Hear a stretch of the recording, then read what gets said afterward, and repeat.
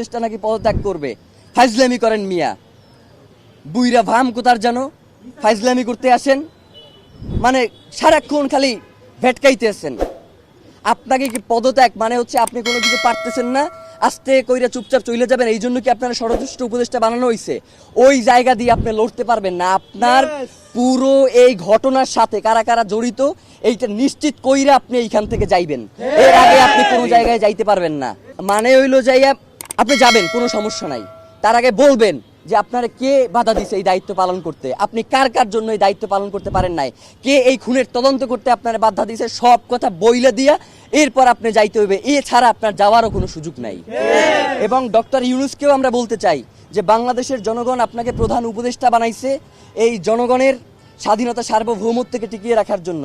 জানাজার মাঠে আপনি বলেছেন যে আপনি শরীফ ওসমান হাদিকে ধারণ করেন, কিন্তু একবারের জন্য আপনি জানাজার ময়দানে বলেন নাই যে খুনের বিচারের ব্যাপারে আপনি কি করবেন। মানে এই যে এত বড় একটা হত্যাকাণ্ড হইল, এর বিচারের জন্য আপনি কি কি পদক্ষেপ নেবেন সেইটা আপনার মুখ থেকে আমরা শুনতে পারি নাই। মানে আপনার যে অসহায়ত্ব সেইটা আমরা দেখতে পাইছি, আপনি আসলে কিসের কারণে অসহায় সেইটা আমরা জানতে চাই। আপনাকে কে অসহায় করে তুললো এইটা আমাদের কাছে আপনার জানাইতে হবে। মানে এইটা না জানাইয়া তড়িগড়ি করে নির্বাচন দিয়ে এরপর আপনি চলে যাবেন, এইটা হবে না। নির্বাচনের আগে বিচার নিশ্চিত করতে হবে, এরপর নির্বাচনের